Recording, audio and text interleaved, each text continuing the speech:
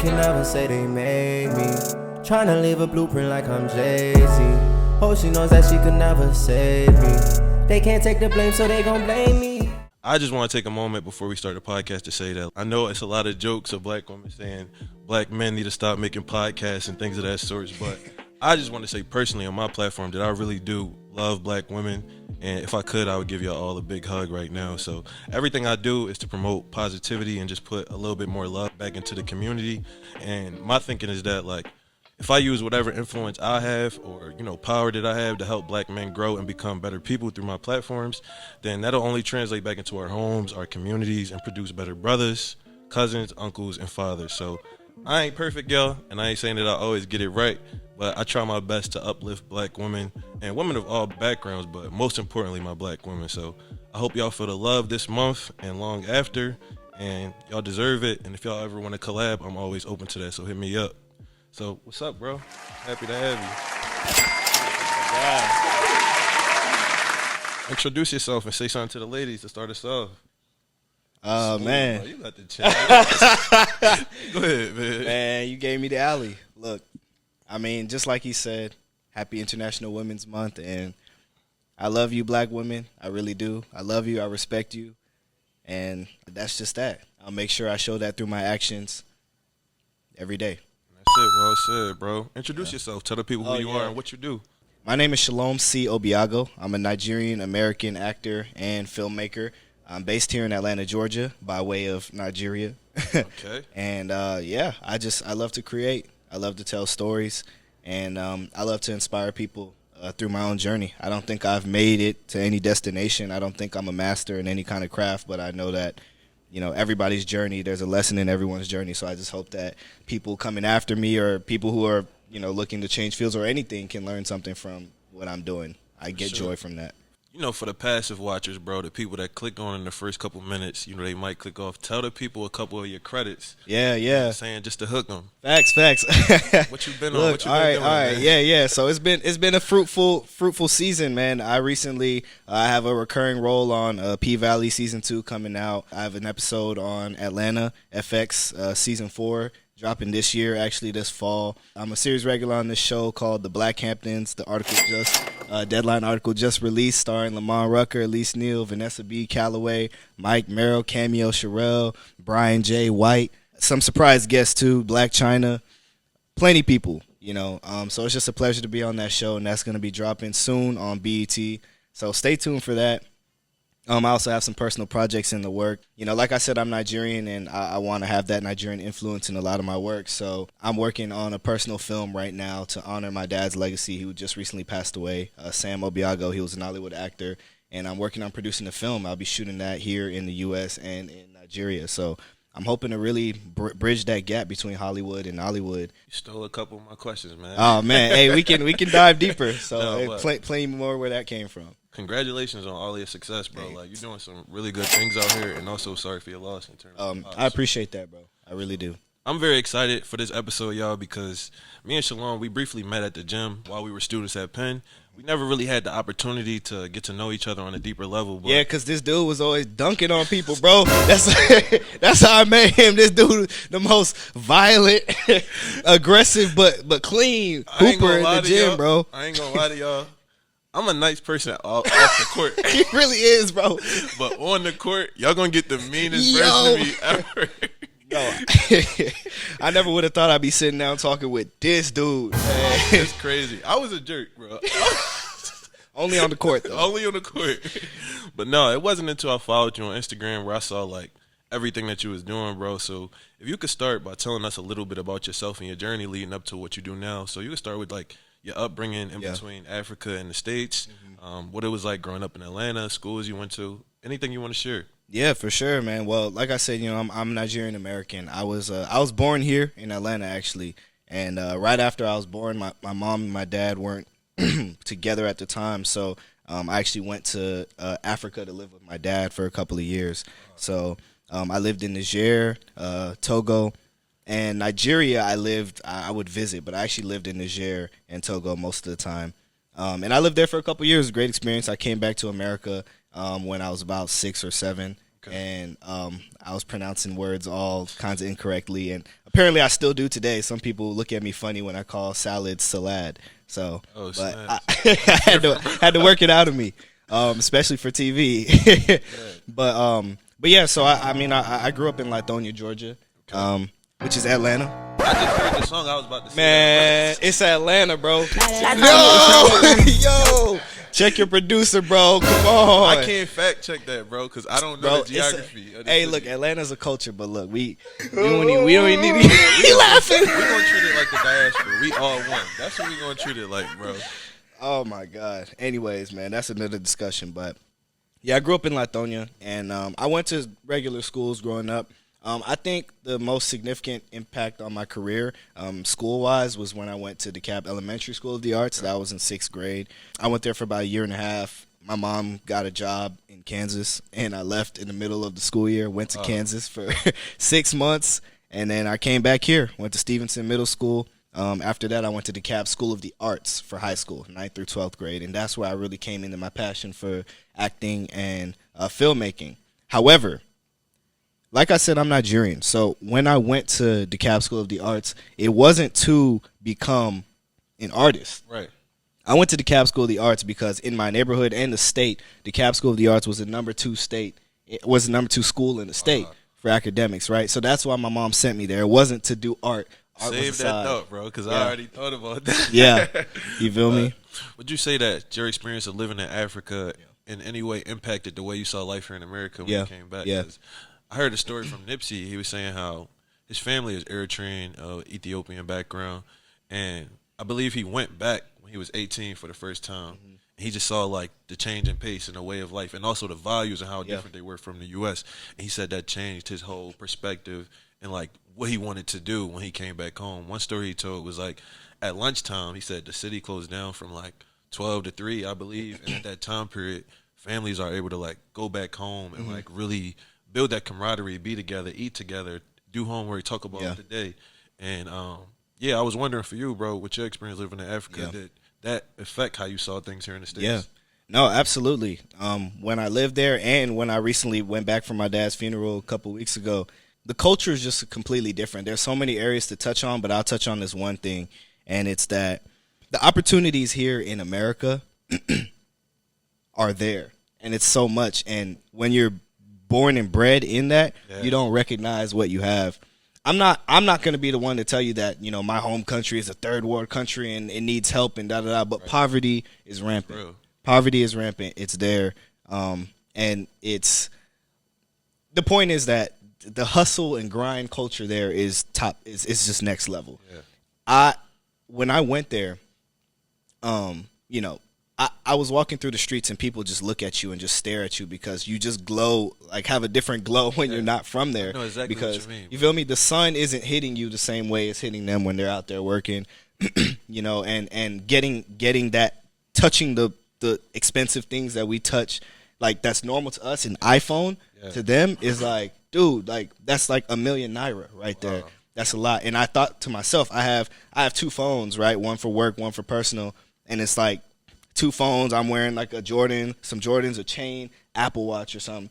And I'm literally wearing enough to buy like someone's home. Wow. And I'm standing right here next to them and they can't even, like, that's what they could ever dream. That's all they could ever dream of in their entire life is to have like what I'm literally just like chilling in, right? And you don't recognize that, but to like go there and realize that that's the case, that exists somewhere. Coming back to America, you can't just sit down and like let anything pass you by because you're like, Jesus Christ, like look at all that I have and all I have access to. How could I let this go to waste?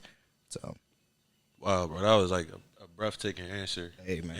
And growing up, my grandmother is West African. She's from Liberia. I'm sure my fans or supporters, they've heard this a million times. But growing up, she would always tell me to just be grateful for the opportunities and the chances here. And even like some of the forms of like discipline and chastisement, she would tell me like, you don't know how good you have it here. Oh man, like, you just don't know. And when you're a kid, you really don't have that perspective because I've never been to Africa, so I would just take it for granted. But since then, just being immersed in the culture, having different friends, and hearing about their experiences, I would say even growing up in a West African household, it humbled me a lot. Absolutely. And it also informs my work ethic and how I see life. And a lot of people that don't have that connection to back home, I don't think they would really understand. But absolutely, man. It literally, even right now, one small thing. Imagine we're sitting in this room with this podcast right now, right? If we're in Nigeria, at some point, and depending on what point in the day we're doing this podcast, the electricity could just cut off. Wow. Because it's not because it's poor, it's because they have to ration the electricity in the entire place. Everyone works on generators, right? Wow. So this whole podcast, all the electricity will cut off, and then, the generator will kick in. They're prepared for it. The point is that the electricity isn't even going all the time. So, like, little stuff like that you wouldn't even think about not having. Jeez. I feel like I got to do better right now. Hey, man. But you are. You're doing exactly what you need to do, bro. I love it. For sure. I appreciate that. So, if you could choose one thing about Nigerian culture that you would introduce to the States, what would it be? Oh, man. Shoot. It's one thing we need to learn. One thing about Nigerian culture. There's a lot, but I guess appreciation. Appreciation, like little things. Like literally, growing up, whenever I eat chicken, I feel like it's about to be funny. Yo, whenever I eat chicken, I clean those bones, man. Anybody watching this, if you know me, you know I clean those bones. And everybody, y'all like to make fun of it, but I learned that from my mom. And my mom does that. She cleans the bones. My mom can eat the bone and eat the bone marrow because it's good for you. Bro, I was about to say that, bro. Yo, I think it's an African thing. It is, bro. My grandma will break the chicken bone. And suck the marrow out, bro. Yo, but guess what? They never broke a bone before, though. That's a fact. All right, then. That's a fact. And it's like, bro, because my mom grew up during the Biafran War. Okay. So, she had to appreciate those little things. That's where they got their food and stuff. So, just appreciating the little things, being grateful for what you have. We waste a lot. We throw away a lot here in America. So, That's one thing I did learn from my grandmother, bro. Like, she left Liberia during the war. She came here when she was 15. She started life here. But just growing up, like, she would always try to hoard things and repurpose things. And we would be like, yo, just throw this away. Like, come on, my grandma man. would be like, no, I'm keeping it. Somebody could use this. So I didn't understand it. But, with your answer, that helps, like, paint a different picture and enhance my perspective. So, before going to Penn, you talked about going to a performing arts high school out here in Georgia. Mm-hmm. What was that like, man? I went to a performing arts high school, but for art, for drawing. Like, okay. Yeah. That's tough. And not like you. Yeah, it's called FLC. Okay, hey, that's tough. We wasn't like yo. We wasn't High School Musical. Oh, see that I was gonna touch on that too, because everybody thinks that you went to a performing arts high school, y'all must just like break out in song, just like in the lunchroom, having concerts at the lunch table. I'm saying, and I'm not gonna pretend like that didn't happen here and there. However, it was not victorious. Yeah. All right. But no, it was a good time. I mean, Yeah, we were number 2 in the state for a reason. The workload was, I won't say heavy, but it was a pretty rigorous academic program, right. Which was a good thing.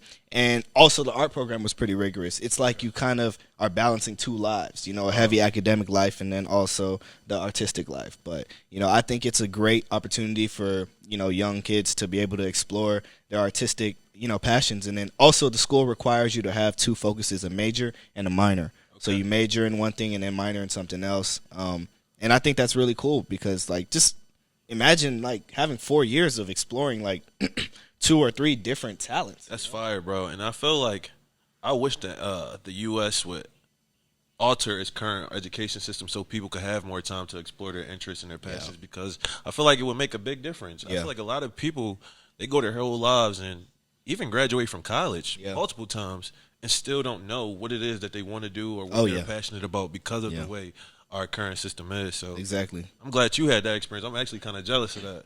Oh, man, yeah. What would you say? Would you say that it was there that you really started to, like, cultivate your passion and love for acting and film?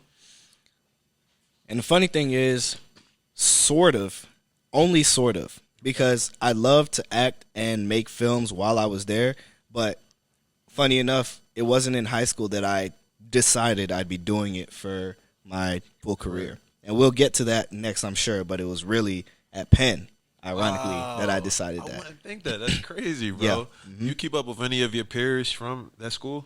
From DSA? Yeah. Oh, yeah. My best friends, like some of my best friends are literally from from high school, from DSA. So What are some of the people doing now? Like, is anybody like acting, rapping, singing? Yeah. We actually, yes, man.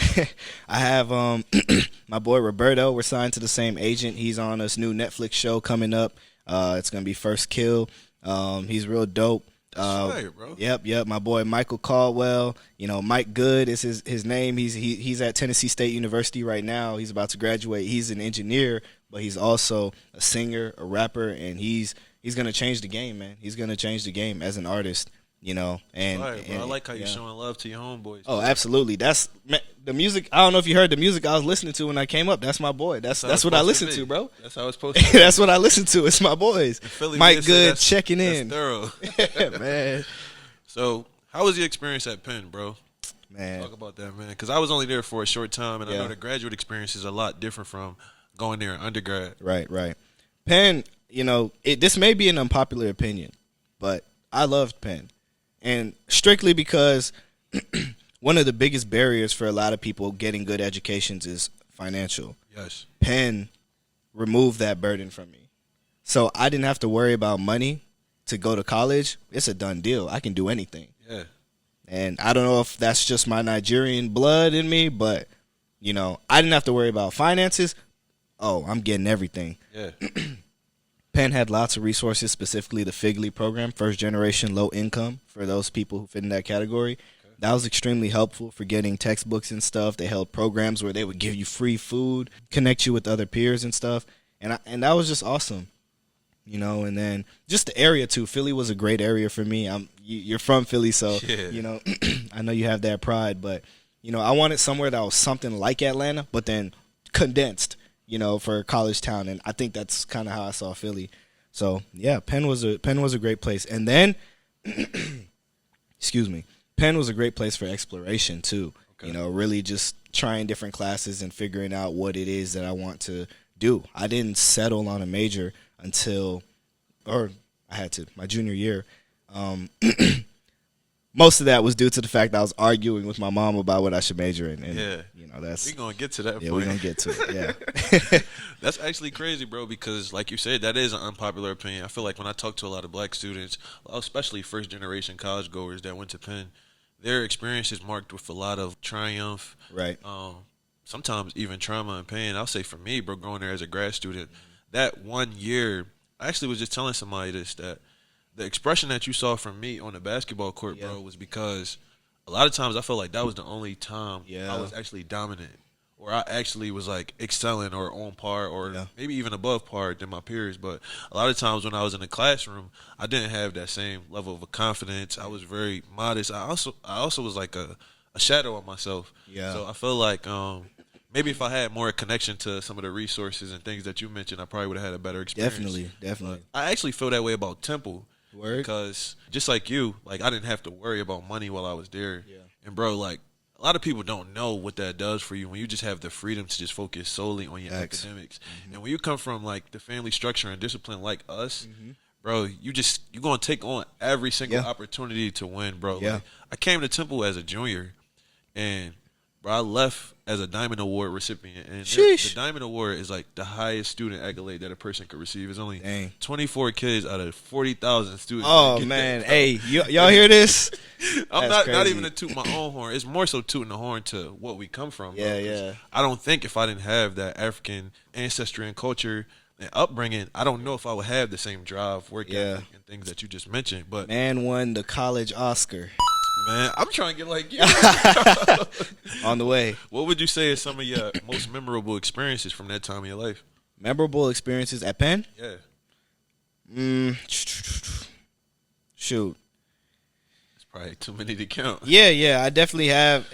I'm not going to lie. You asked me about memorable experiences, and I went to, like, the worst experience. Wow. But honestly, like, something that's a positive memory. At Penn,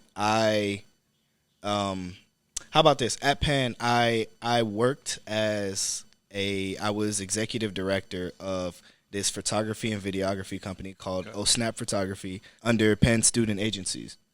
I ran that company for about 2 years or a year and a half. Running companies in undergrad. Man, in undergrad, it was a great opportunity. And if your school doesn't have a student agencies, that's that's another story. But just look it up. Penn Student Agencies, and then there's a student-run business administration for undergrads. So if there are any undergrads watching this, look into that. It's a great program for taking leadership roles at an early age, and I think that's that's how I use that to get me where I am now. So definitely look into that. But my point is, I ran this company, and I guess my most memorable moment was when Snap Photography was a group of we had about 10 to 12 photographers, videographers under me who, we contracted out to do work. Okay. There's a club called Penn Lens, and there were freelance photographers and videographers who took on clients and stuff. Basically, they were looking for a way to, pay their students more and da-da-da. And long story short, we ended up acquiring them. So I became executive director. I decided I didn't really like Snap Photography, the name anyway. So I said, let's go ahead and change it. So I said, we'll be Penn Lens. It was a long and arduous process, but we ended up signing off, and we acquired the company, and we became Penn Lens, and I became executive director of Penn Lens, running about 60 photographers and videographers. That's major. And that was like the end of my senior year, and I'm like, and even though COVID hit, but it was still a great opportunity to just be in this position, and I'm like, wow, I learned so much from that. So that's probably my most memorable moment, signing off on that deal. And I'm like, yo, are we in undergrad, and did we just really acquire a group and grow to 60 people, and am I executive director? Bro, I just was having a conversation with somebody this weekend, and I was telling them that, bro, being on the executive board of a student org in college, sometimes it feels so real, bro. It's your whole life, like the stuff that y'all be doing. Facts. It be like some real, you eat, sleep, and breathe your student org, bro. People that didn't have that experience of joining the club or being on the executive board, bro, they wouldn't know what we mean by that. Word, it's crazy. Bro, that stuff was serious, bro. People be getting impeached. For real, bro. It be a lot of drama, too, man. It be crazy. Come on, bro. The most drama. But, on the flip side of that, what would you say was the most challenging aspect of being in that environment as a black man? I don't know if you were first generation, but you spoke to a lot of the positives. If you could shed light on some of the things that, weren't so shiny. Yeah. Those things. A lot. It's Penn, man. $13 billion endowment. People come into the school who parents fly private jets and don't struggle a day in their life, and you're supposed to compete on the same plane as them in the same classes. What? It's not. Bro. It's just not the same. We're literally not on the same level. It's like the common saying we all know is you got to work twice as hard to be just as good. It's the same thing. They're coming with a background that's, Penn functions just like their high schools did, their private high schools did and stuff. We have to do a lot more adjusting to the environment and the school in itself than they do, because they were brought up in that environment, and then they have the support of their parents. Because I know I mentioned earlier I didn't have to worry about finances. That didn't mean that I had money. Right. I still had to work to pay for stuff. It was just that I didn't have to worry about paying tuition. Right. That's what I meant. So I said that to say that I still have to worry about work to eat food and do all this kind of stuff. I got to ration my swipes and stuff like that. Yeah. Whereas these students are just having a blast. Yeah. They're just enjoying all the fun parts of it. And then at the same time, there's this pressure that's underlying everything you do, where you're working for your life essentially.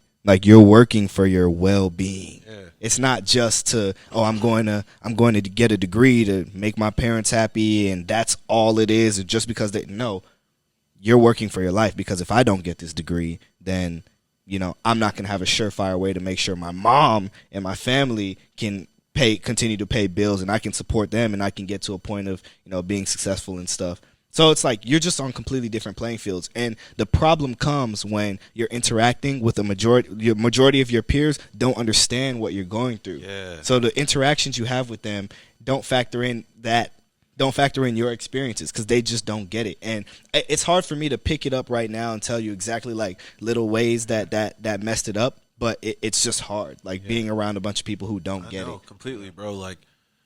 I think part of the reason why I struggled so much there is because a lot of times, bro, I just felt like people didn't understand me. Mm-hmm. And as a graduate student, I already am not familiar with the landscape on campus. I don't know too many people, because in undergrad and grad school, the social opportunities are just a lot different. When you're in grad school, you're really doing a job. You might have a family. you might have worked in your industry and come back. Yeah. So there's not many opportunities to really meet people and build that camaraderie on campus like you would in undergrad. So a lot of times I just isolated myself. Right. Because even the black people that I came across on campus, bro, I just felt like even sometimes they didn't understand me, bro. A lot of the time. I went to a club. It was an interest meeting. Yeah. And the icebreaker was name the best country that you ever been to. Hilarious. And bro, America. What do you mean? People were saying like, oh, I went to Dubai. I went to here, there. I'm a first generation college goer. My family low income background. When my grandmom came to America, that was the last time we traveled across the waters. So for me, bro, a lot of my experience growing up was within the constraints of however big Southwest is in Philadelphia. But that was as far as my vision could see of the world. So going to a school like Penn, it was very eye-opening, bro, because you're coming across black people that are second, third generations of wealth and privilege, but also the nepotism that you see. They've benefited from those systems, and I just had no idea what that was like. Absolutely. So it kind of it hurts, bro, when you like you don't fit in one place in this larger society or larger community, and then you try to go commune with your own people, and you still don't fit in there. It's like that really took a toll on me, bro. And there was times where I really thought about giving up because I just felt so alone. Yeah. But thank God for my family, my supporters, mentors. Like they just kept willing me to the finish line. But that it's hard, bro. Absolutely, bro. And honestly, like lastly too, like we're both black men, bro, and we both have distinct features that like. You know, like the thing is, you're light skinned, but I know you had twists back then. They weren't as long as they were now, but you had them. You know, and it's like right, exactly. And I'm dark skinned, right? And I had my ears pierced, you know, around my freshman year or whatever. And obviously, those are choices I made. But the point being is that people look at you like you don't belong there, and you can try and ignore it as much as you want, but it's like still it's there, bro. Like you don't know how many times I came into the gym and people were like. They thought that I was a worker. A worker, bro. A worker at the gym. I'm already knowing. And I'm like, no, I go to school here. Yeah, they're like, what? People that are watching this, the interactions at Penn are very much transactional, robotic. Like when you introduce yourself to somebody, you shaking your hand, you telling them what you go to school for, and you telling them what you do. Right. Like you have to have that 30-second pitch ingrained in your mind. That was so crazy for me to adjust to, bro, because I'm just like, oh, what's up, I'm Tay. Yeah. You're like, what do you do? Who are you? Like, it's like you always got to prove yourself. You gotta prove yourself first. Like, especially like looking like us. Like, I'm sure a white dude walking around, someone's gonna immediately assume that he goes to Penn. Yeah. So they're not gonna be like, oh, like questioning you. But it's like for us, they look at you. It's like we immediately have to. As soon as we see somebody, first thing we have to do is state your worth. State your worth. What are you here for, and why should you be here? Damn. You know what I mean? And it's like that alone is an added pressure. That is crazy, bro. But one thing I will say that I learned from that entire experience was I had a moment in one of my classes for my major. I think it was called developmental disabilities. Okay. So my professor, a white woman, she was bringing in different speakers who had experience of dealing with a child or a person with a developmental disability, and they were just speaking from their experience. I'm the only African American in this class. It's about 12 students. Majority white, I would say, is about 1 or 2 Hispanic or Latinx people in the classroom. And week after week, bro, we about 6-7 weeks into the class, and I just keep seeing the teacher bringing white speakers. We having white discussions. And I just felt like my experience was being muted, and also like the conversations that we were having, bro. If we talking about developmental disabilities, kids having like ADHD or any other type of mental health issue or diagnosis, right? Bro, if we preparing to go work in the Philadelphia school district, which is one of the toughest school districts in the country, how is this helping us being prepared to go and do what we're supposed to do? It's not helping at all. So I had a moment one day, bro, where like I got so frustrated at the conversation because this speaker was coming in and she was just speaking with so much privilege about all of the accommodations she was able to make for her children and for them to get to the next level. And I just got furious, bro, that I was in tears, and I walked out of the classroom. Out of my entire academic experience in school, bro, I never walked out the class before. I never cried in school either.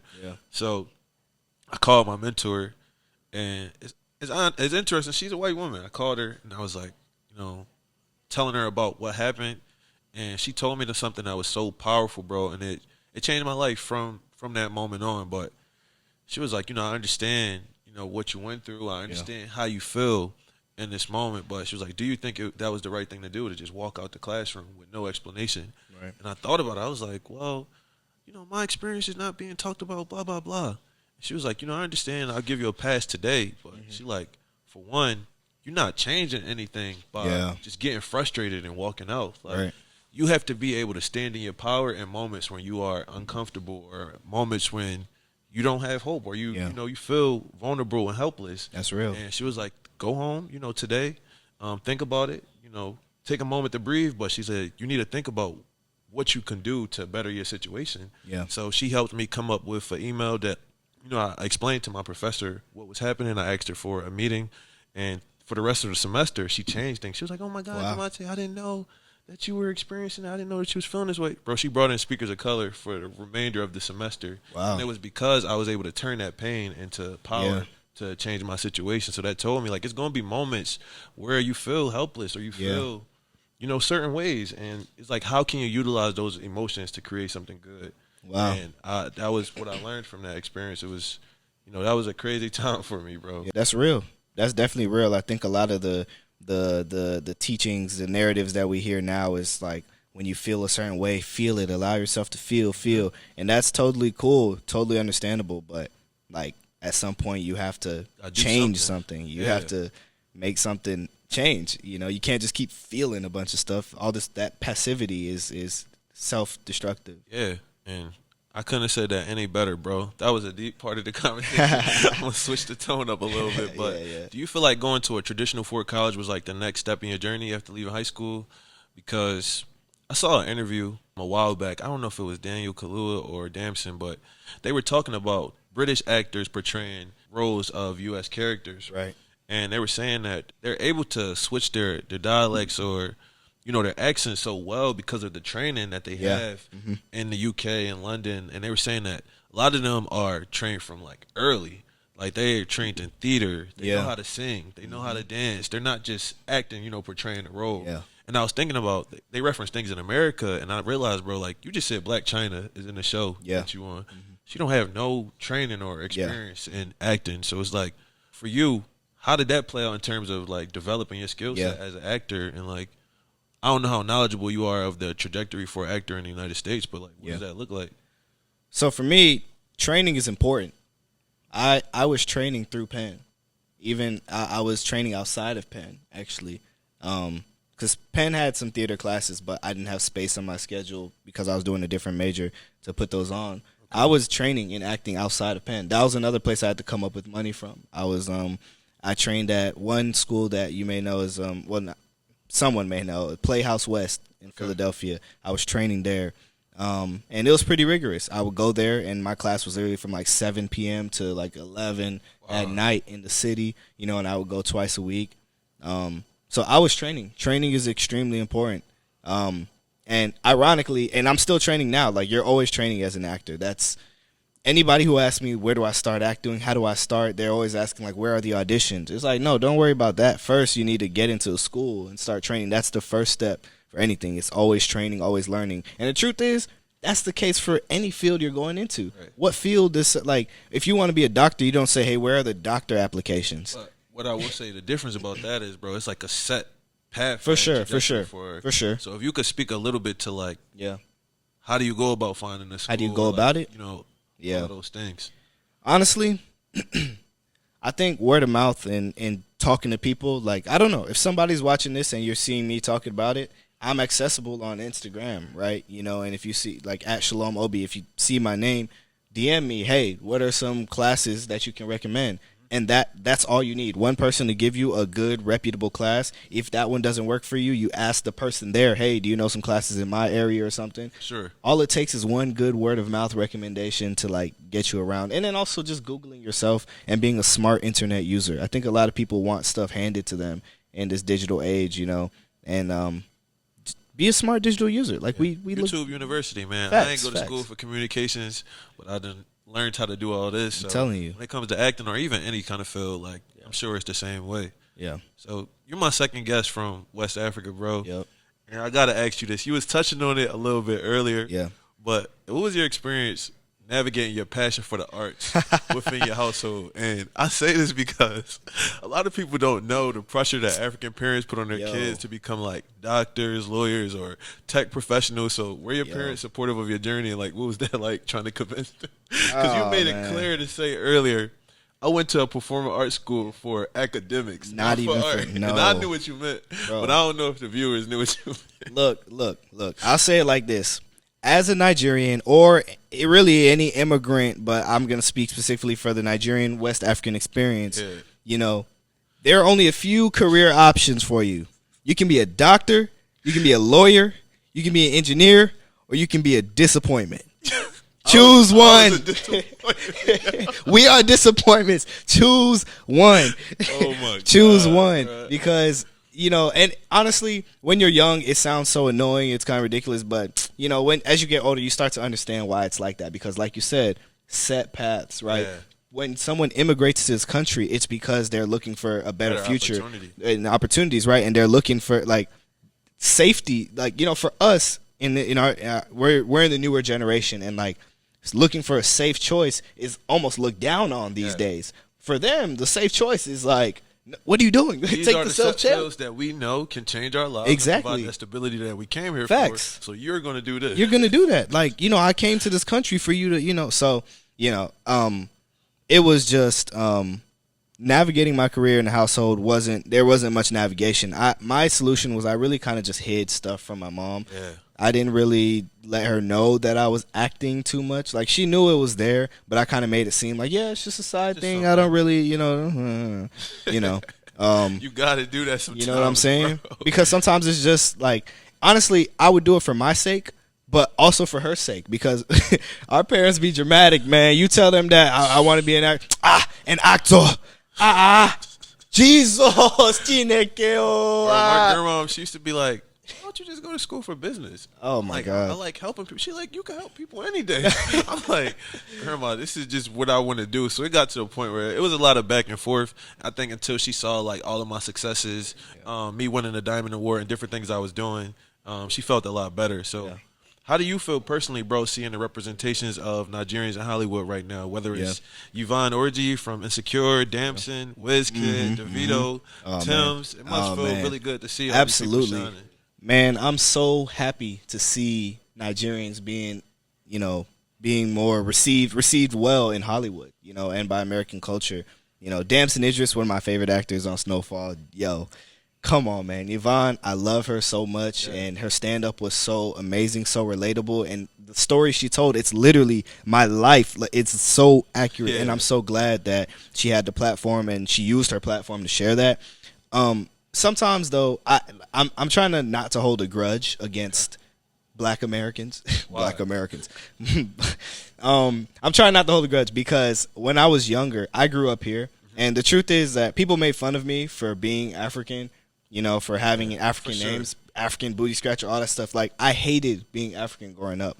I talked about that on the episode, but I want to hear about your experience, bro. Bro, I hated being African because I grew up, you know, in Lithonia, and the kids would literally make jokes. Like, I remember, you know how we had field day in school? Yeah. I remember I was always, like, one of the fastest people. And I remember this one dude who told me, I actually remember his name. I'm not going to drop it, though. But, man, he made a joke to me. He said, oh, I know why, and I know why Shalom is so fast. And the issue with this is that he was so serious, bro. Did he say you was running from animals in Africa? Bro, specifically lions and tigers and bears. He said that I was so fast because I had to run from that, and he meant it. He wasn't joking. It wasn't supposed to be funny. He was like, "Oh no, guys, don't worry about it. It's because Shalom, he has to run from da da da," and everyone was like, "Oh, And I'm like, yo, what? And, you know, in addition to that, people just, like, made so many African jokes. Like, it was so, like, people love the fake, like, oh, as your, like, stupid stuff like that, real ignorant stuff. And, you know, it's, like, that persisted until, like, a long time. And so now to see Nigerians, like, people listening to Afrobeat, you know, and people I try not to be that guy, too, bro, because I had to come to terms with that in my journey as well. Like, for a long period of my life, bro, like, just like you, I hated being African, and I hid it from because I have the luxury of being born in America, so I don't have an accent. I could go outside and just blend in and assimilate with the larger dominant culture here.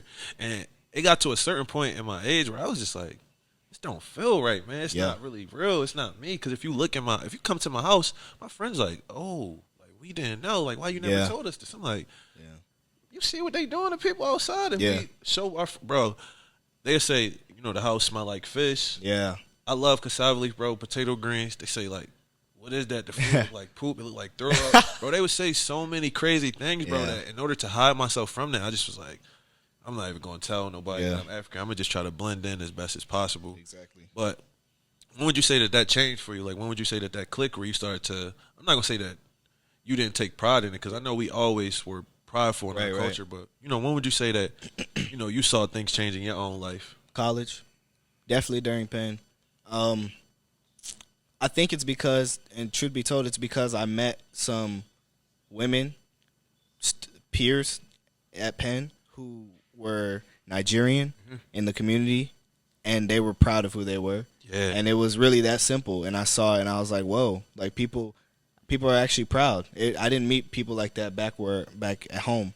You know, I was the only Nigerian, and I wasn't proud. And I got to college, and there are people who were proud, and people who came from Nigeria who I was like, whoa, they were proud. I'm like, I'm Nigerian.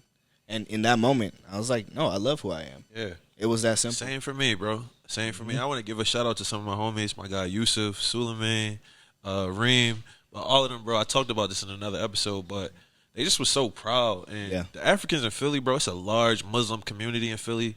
And while I'm not Muslim, I just always was fascinated by the communal aspect of that religion, bro. They go to mosques together. They go to community events together. And they really just made being African the cool thing to do. They didn't try to assimilate to the larger culture of Philly or even America. They just did their own thing. And the ways in which Africans celebrate each other, bro, is so unparalleled. Absolutely. From the birthdays, the weddings, any type of celebratory events, bro. And it's so beautiful because I wish that we could, if it was anything that we could incorporate from African culture to American culture, that would be it, bro. Like, talk to that, bro. Like the ways in which I see Nigerians really going hard at the weddings and everything, throwing the money. Talk about that, bro, and why that's important. Absolutely, man. That's just, I mean, it's all about community. It's all about community. Like, you know, in the African community, somebody dies, you have people who don't even know you, but know you through someone who knows you, who knows you, who knows you. Auntie that's your auntie. Yep, we said it at the same time. And that's your uncle. You feel me? It's all about community. It's all about family. And the thing is that's characteristic of African American culture as well. It's just a bit diluted in America. So it's not to say that Nigerians are the only one who have that aspect, but in America, that even in the African American communities, it's diluted. You know, so I think that's, you know, like, that's so important in the African communities. It's that community, especially when you're in a foreign country. Admittedly, there is their other extreme of it where you have the competition and but you know, at the core, focus on the good. You feel me? At the core, we gonna be proud, right? At the core, there's community, there's love, spreading the wealth, support. You know, a place, a home away from home all the time, and that I love that. So you talked about this earlier, bro. It was one of my questions, but you said that your dad was a Nollywood actor. Yeah. What Nollywood films were you watching growing up, bro? Honestly, I can't even tell you. I don't even. The main character that I remember from the films I watched was Unsobu. Okay. And he that means trouble, and he is just this hilarious dude. There are plenty other characters like the twins, the little brothers or whatever. Tom and Jerry? No.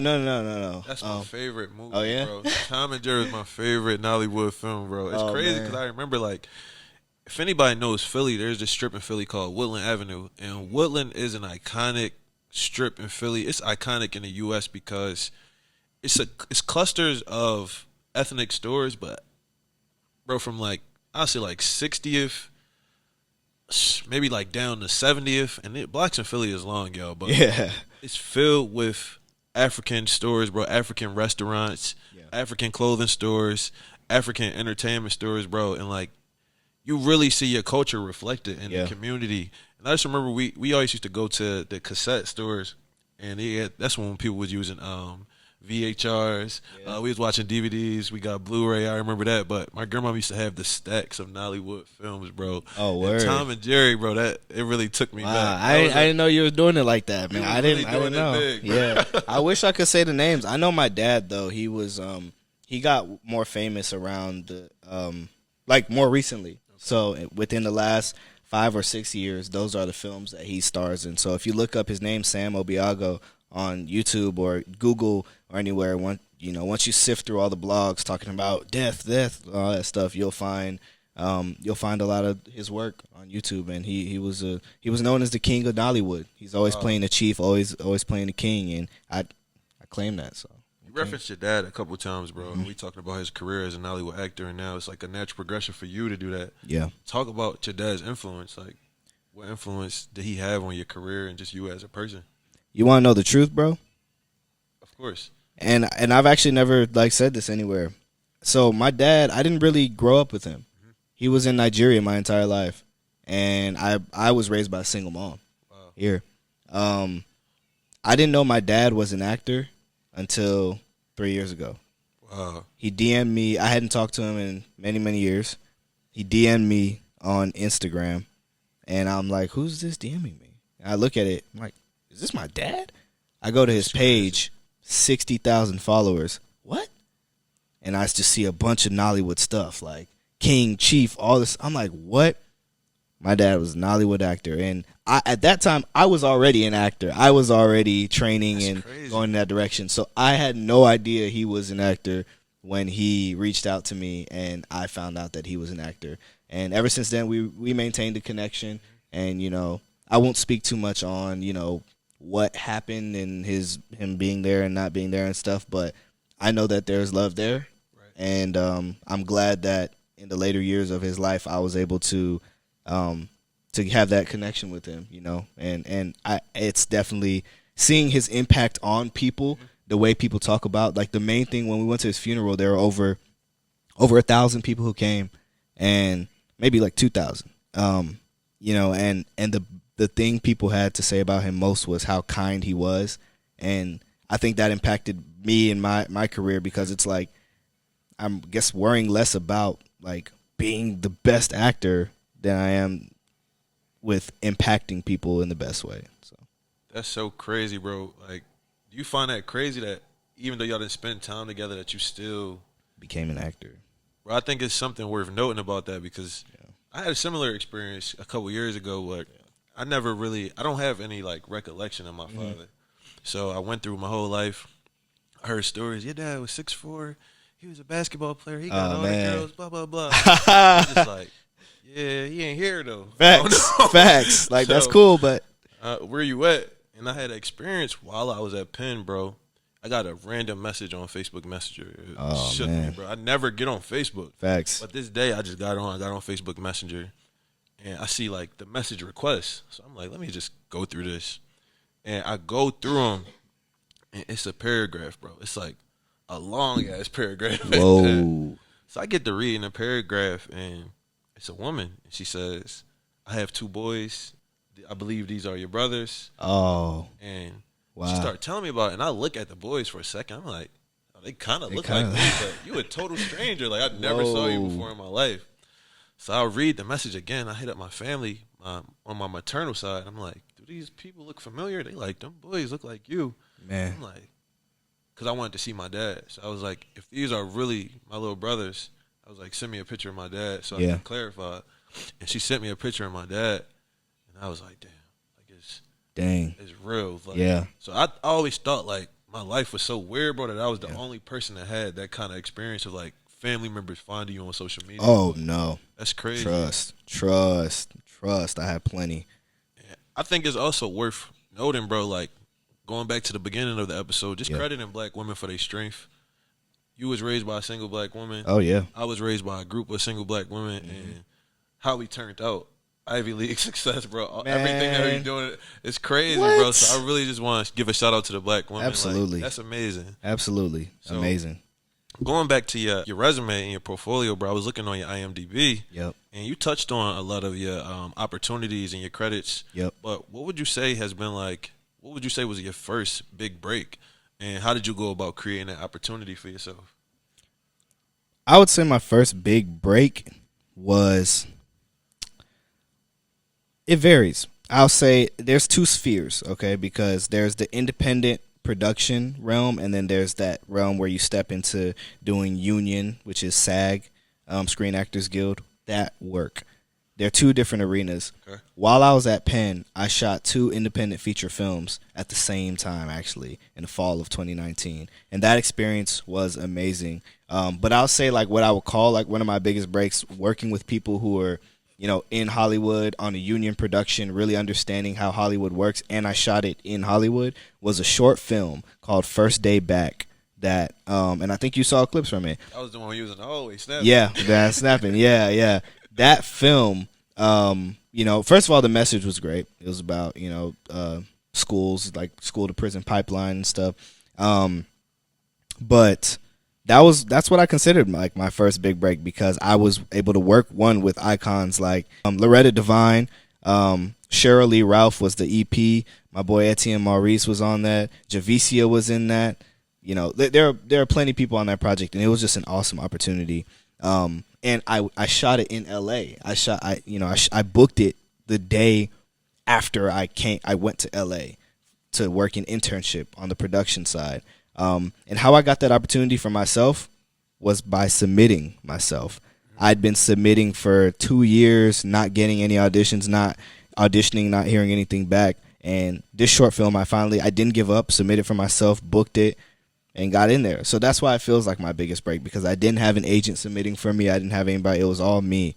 You know, I did it by myself and flew to a state I'd never been to before. Second day I landed, booked it, and got to shooting. Bro, I think that answer speaks to your humility and how you carry yourself as a person, because in the beginning of the episode, we kind of flexed like some of the bigger projects that you have been on, and those would be like your big break, claims to fame, you know. But you said like one of your first opportunities, and I think that's admirable. Yeah, because you know you can do it yourself. You know you can do it yourself.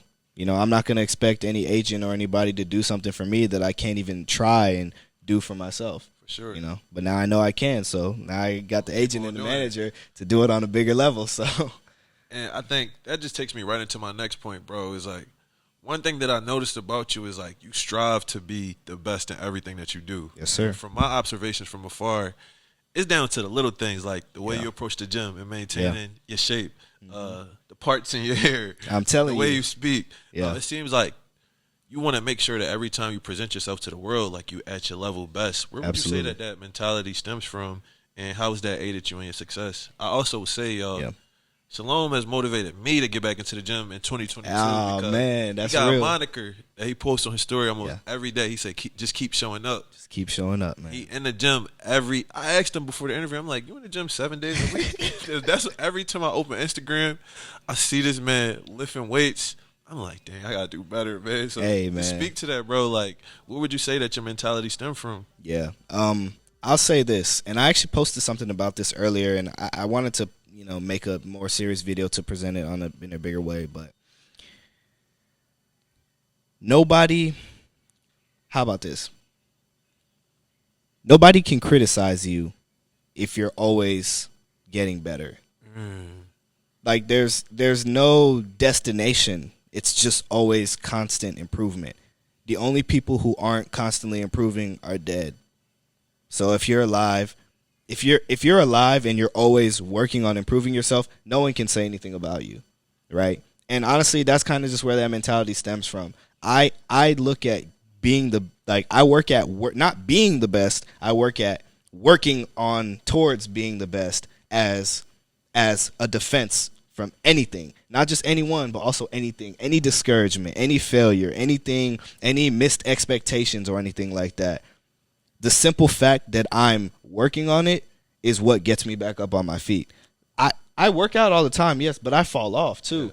I could be so much bigger than I am now, or I could be in better shape if my diet sometimes was better. Like I eat well, but the issue is sometimes I miss meals because and it's like moving around. You feel me? Yeah. And there are places where I can improve, but the point is every time I'm gonna like keep on working on getting better. You know, I'm just gonna keep showing up. It's just about showing up. You know, if you're not worried about like be the best. It's about show up to work towards being the best. Yeah. You know? And that's crazy, bro, because I feel like in a way you summarized my podcast. That was the exact ethos behind my brand. Failing forward. You just keep showing up just like you every single day. It doesn't Yeah. matter about anybody else. This is just for you. And I think what you spoke to is like falling in love with the process. Absolutely. And not being attached to the outcome or Absolutely. where the destination will lead. It's just taking Got every to. day as another opportunity to get better. Yeah. And I think that that's really powerful, bro. So that was a great answer. You know, in the same token, though, from the little bit that I know about acting, I would assume that it requires some level of like, you know, sacrifice. Right? Yeah. So, and what I mean by that is like the giving of yourself to whatever space you're in for that moment. Yeah. So those are times where you can't solely rely on the image that you've carefully and yeah. tactfully curated for yourself out in the real world. So Yeah. like when it comes to acting, how do you go about letting yourself be vulnerable and really surrender to whatever role that you're playing in a specific setting? Yeah. That's a good question. I will say, first of all, I haven't yet had the opportunity, at least on the union scale, in Hollywood, to actually dive into a role that I could really open myself up to yet. And that's what I'm looking forward to. But if you ask me what I would do to approach that, I don't know yet. And I guess that's my honest answer. I wish I could give a better answer, but that's a good question. I don't know yet. But all I know is I became a better actor when I gave up on just looking cute. Because there is a point where I just want, and this can be applicable to other industries, but I wanted to be cute. You know, I'd be on screen and it's like, all right, tell you hate her. And it'd be like, I hate you. But it's like, and it's, it's like you're trying to be cute. But then when I decided to drop that and just feel the hate, it's like, I hate you. I hate you. Like, I don't care if my face twists. Like, I hate you. Like, I don't care if my face twists. I don't care if I look. It's about telling the story. You know what I'm saying? And so when I decided to stop looking cute, to stop worrying about looking cute and do the work, feel the work, be the work, that's when I became better. So I'm hoping that when I finally get the opportunity to, and I have some big auditions that just came up, and I'm hoping that, once I land one of those and I get the opportunity to really open up in a role, I can take that route to explore it and, remind myself that, don't worry about how you look, just be, and I'll probably explore other ways to really open up and be vulnerable. That's crazy, bro, because I was watching a Yvonne Orji interview with, I think it was The Breakfast Club, and she talked about her career doing stand-up, acting, and she was saying that she truly started to win once she learned to surrender to the possibility of failure. Absolutely. She was just saying how in Nigerian culture, they teach y'all, to strive for perfection. Yes. At all times. Yes. And it was something that she said, I think it was Niger, I know that carry less. Oh, and she please. was saying that has been ingrained to her since she was absolutely young. Mm-hmm. She said in her acting career, she came into it with that same mentality, but once she started to surrender to the possibility of failure, that's where she truly started to thrive as an actor and stand-up comedian. And I didn't see that interview, but I need to watch it because I was about to tell you that, Niger never carry last, and like I'm gonna be the best at, and then but you just flipped it. You were just like, once she dropped that, she was able to surrender, and you just kind of opened me up a little bit. I'm like, maybe you feel me, like maybe I watch a lot of interviews, bro. Yeah. But Hollywood, if you're watching this, no more thug auditions though. I got enough. The other day I finally got to audition to be a doctor. I was hype. I was like, yo, thank you, bro. I was like, I can pronounce my words. Words. How do you, that's interesting, bro. Like, how do you go about maneuvering that, like, Hollywood or the media's portrayals of, like, black people in certain roles? Like, how do you stray away from being typecasted? Yeah. It's really hard when you're at it's not bottom level, but when you're starting up, it's really hard because you start off with this desperation where it's like, I need to get credits. So any role that comes, I'll take it. And at a lot of times at that level, they're booking you based off of your look and skill too, but it starts with your look because they invite you for auditions based on your headshot. And when you're a black man, especially if I'm dark-skinned, if any of my pictures have earrings on or something like that, come on, man. Every single thug 1, thug 2, and murderer 1, like I'm getting called for all of those. And sometimes you got to take them. You got to like do that because you do need the credit on your resume, to show that you've worked on a network space. But at the same time, the power comes in saying no. You have to be able to, and Chadwick Boseman talked about this. But the power comes from being able to say no, knowing that like drop that desperation. Like you to be, a lot of people think that being an actor and loving acting means that you have to want to do every single thing, every role that no, you're acting because you love to tell stories. But if that's not a story that you want to tell, then don't tell it. Doesn't mean you're not a good actor or a storyteller. Just means you didn't want to tell that one. It's just like the simple saying, bro. All money is not good money. Straight up. Every opportunity is not a good opportunity. Straight up. I've been declining roles left and right over the last couple of weeks, and I have the luxury. I have more luxury to do that because of what I've booked so far, and I'm confident that I have the skills and I have the credits to push me to the next level, to contend on a higher level, and not, But still, I urge people even earlier on, if you don't want to tell that story, don't. Say no. I've been declining roles left and right, and it only makes me feel more powerful every time. Every time. Bro. Do you have a favorite genre where you feel like you really shine, or just like have a particular interest? I definitely want to be in action, man. That's part of why I continue to work out so much, because I'm gonna stay ready so I don't have to get ready. So as soon as they call me, like I'm working on, training in boxing. I'm about to get into, on stage combat and or on camera combat and blade training and stuff. I'm gonna be ready. I want to be in action. You do that right, bro. And I'm gonna be critiquing hard because Please that's do. my favorite genre. Please do, Anybody bro. that know me will tell you I'm a sucker for a good Liam Neeson movie. Oh man. Bruce Willis. Yeah. Jackie Chan too. Yeah. That's my guy, bro. Yeah. Anything with those Legend. guys, I'm a fan of that. So you gotta make sure bro. you do it right. I will, bro. Just for you, bro, man. So who would you say are some of your influences that you look to? Oh man, I mean Denzel Washington. I love Denzel. Michael B. Jordan. I love Michael B. Jordan. I think got like a Michael B. Jordan. Yeah. Oh man, you just made my day, man. Everybody, y'all heard that? This is how you be going to the gym. You look like him in Creed, bro. Oh man, stop, bro. Why you gassing me like that? All right, I'm gonna gassing me like this. Oh man, yeah. But Michael B. Jordan, he's one of my inspirations. He's just a real cool dude, man. He's a real, like, it's honestly that simple. Like, I think he has a kind soul too, and he's talented too. But before we even get to all, he's just a cool dude to me. And he's somebody who, I love his image in Hollywood, fitness wise too, and just I love his journey. And that's somebody who, if I had to model my career after someone, I'd be like, yeah, like do it like Michael B. Jordan or something. Not too shabby. Facts. It's a good person to be a role model for you. And then Will Smith, I love, Will Smith is, we all love Will Smith, man. I love where he is at his career now, where he's learned so much and he's passing so much of it down. And he says some real stuff. He says some real, like, a lot of people say a lot of stuff that's kind of like, okay, like good advice. But Will Smith really says some real stuff, and that's why I respect it. I love him. For sure. So before we get into the closing questions, bro, I'm going to do something different. I never did rapid fire questions before. Oh, man. But I'm going to give you a couple options for a game of this or that. Okay. So let me pull it up on my phone real quick. All right. This is cool. So on Drink Champs, they actually make them drink when they do politically correct answer. Oh, okay, We just going to do it. It's no stakes. This is just whatever you see fit, but we need you to be honest, though. All right. So the first one is try to answer within 15 seconds. Okay. It got to be just stream of consciousness. Okay. So the first one, it's easy. It's IHOP or Waffle House. Waffle House. Outkast or Migos. Migos. Hey, man. I can't judge you. Come on, man. T.I. or Jeezy. Respectfully. T.I. All right, you smart man. Power or The Wire. The Wire. Wow. All right, I can't. Matter of fact, I want to hear your explanation. So, you know what's funny is because I actually haven't finished either show. I'm actually behind on both. Oh man. And I know, right? But The Wire is just, The Wire has Idris. So, yeah.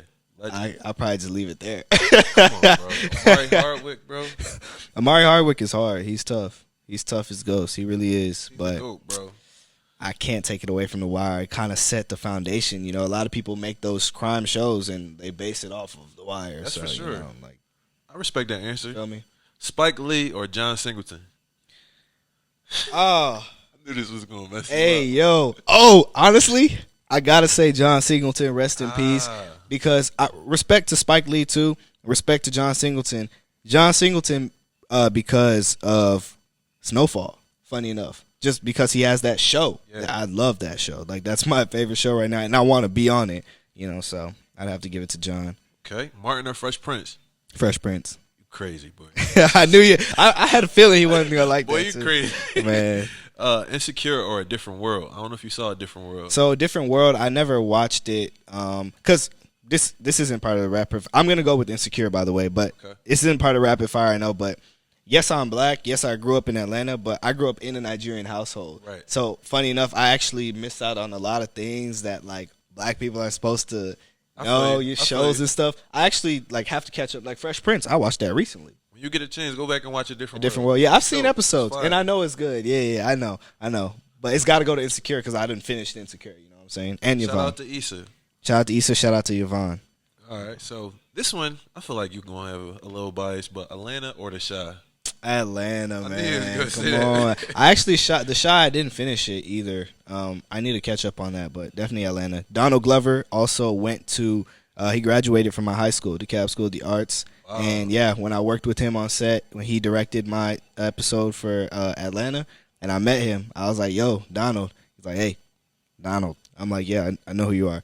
And he's like, I told him, I went to DSA, and he was like, yo, that's crazy. So I love Donald, man. That's amazing. Yeah. This one, I feel like another bias, but Lakeith or Michael B. Jordan? Michael B. Jordan, yeah. All right. Yeah. Juice or Paid in Full? I don't know if you saw these.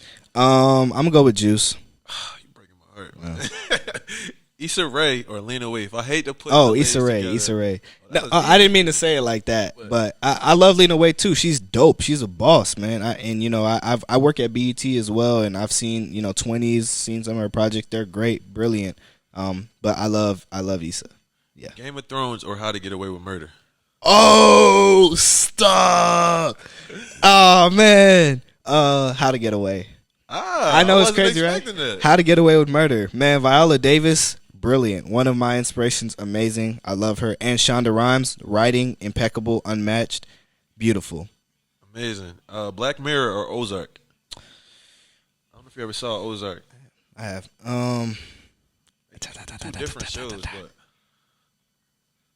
Black Mirror. Black Mirror is so clever. Like every single episode, a whole story told. Genius. Like new intricate stories told in like short film setting. That's genius. Black Mirror. You're starting to answer these the right way. Oh man, I'm starting. Yeah. Breaking Bad or The Office? Oh man, chill. All right, so The Office. Breaking Bad, I actually haven't finished it, but I've watched enough to know that it's a great show. The Office, though, I gotta go with The Office. I'm not a fan of The Office just because. You're one of those. I'm not a fan of like dry humor, like satire. I just can't get it. I feel like the jokes just go over my head, bro. Bro, you're tripping. That's one of the greatest shows ever made, bro. It has everything you need. It has the drama, the love, like the funny, and it can work as a comfort show. Like you can watch it as a comfort show, or you can sit down and watch it as like, oh my god, what's gonna happen? Like low key. For sure. All right, this the last one, bro. All right, you got to get this right, man. It's the last one. You got to get this right. This is very important. And there's a lot of people throughout the diaspora, they're going to be watching this, but Nigerian jollof or Liberian jollof? Please, bro. Nigerian, bro. Yo. Hey, what? I can't believe you just tried me with that question. You ain't see the rankings, huh?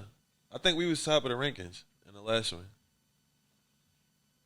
We topped the rankings. You lucky I don't got time to pull it up for you, but I think we was at the top.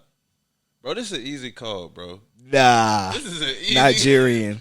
Nigerian heavy. Philly real quick. Bro. Next, I'm going to have to take you to Philly. I'll bring some back to you next time I go. Hilarious. I feel like this is an easy call, bro. But hilarious. To close this thing out, bro, I like to close all of the episodes out the same way by asking my guests, was there ever a moment in your journey where you second-guessed yourself or your talent and you felt like giving up?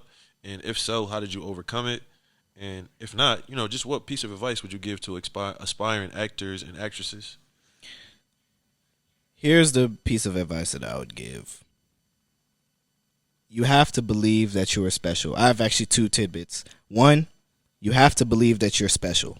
You have to believe that you're special. In a world filled with mediocrity and people who are mediocre wanting to drag you into their mediocrity, you have to believe that you're special, or else that stuff is going to eat at you and it's going to eat away your drive. Like, we all know it. When you go around telling your dreams to people, majority of people are going to give you a reason why that thing can't happen. More people are going to tell you why you can't do something than are going to tell you what you can do. You just have to believe that you're special. And when I say that, that means that when somebody gives you valid reasons as to why something can't happen, you still have to believe that you're special enough for those reasons not to apply to you. And that's how you let things roll off of you. That's how you avoid things eating at your drive and your motivation, because life is hard. pursuing dreams is hard. You can't let things eat away at your motivation, or else you'll be stagnant. Believe that you're special, and that simple things that are obstacles for other people don't apply to you, and you'll be less fazed by difficulty. The second thing I have to say is drive over motivation. Drive over motivation. People try to rely on their motivation. Oh, I feel pumped up to go to the gym, so now I'm going to go. No, because motivation is fickle. Motivation depends on how you feel. Motivation changes. If it's rainy outside, if the weather isn't good, you're not going to go, and that eats away at your consistency. Drive comes from your very identity. It's not about what's on the surface. It comes from inside. What kind of person do you want to be? Are you going to the gym because you feel cool? Or are you going to the gym because you want to be the kind of person who never misses a session? Drive over motivation, because drive can't be taken away from you. It can't be beaten, and it can't be affected by external circumstances. I don't always enjoy going to the gym. I have days where I'm like, God, damn. I love rest days. I love working out, but I love rest days too, but I'm driven. I wake up every time and I'm like, I want to be the kind of person that doesn't miss a session. I want to be the kind of person that people look at and they're like, dang, I got to do this. So drive over motivation. For sure, bro. And lastly, like, how do you personally define failure? Failure is when you give up. Simple. Failure is when you give up. So thank you for this episode, bro. I feel like you dropped so many gems. It's going to be a lot to take away from this one. This was actually one of my favorite episodes to do. Just all the value and information that you brought. So tell people what to expect from you in the future. Man, I'm honored, keep up man. with you on the socials. Yeah, for sure. Hey, so like I said, follow me on Instagram at Shalom Obi. That's SHALOMOBI at Shalom Obi, and I'll be working on putting out a lot more content. Check out my YouTube channel, Shalom C Obiago. I'll be putting out, I'm working on a docuseries called Actors in the Off Season, where I just kind of document things outside of, what's on screen, behind the scenes of an actor, on set, off set, everything. So check that out. Be on the lookout. And also check out some of my friends, man. Mike Good coming out with some stuff. My boy Rockstar Coda just came out with an album called Thanks for the Memories. My boy Waldo just came out with a song, Polaroid Freestyle. And, I got so much to drop, man. I love my boys. I love my circle. We're all going to eat together. So check us all out, and love, man. I hope to be on this podcast again with a lot more to share, and I might have to pay next time, bro. Hey, man, I might have to pay. I pay to be on here, man. Stop. Much love and much respect, bro. Thank you. It's been a pleasure, bro.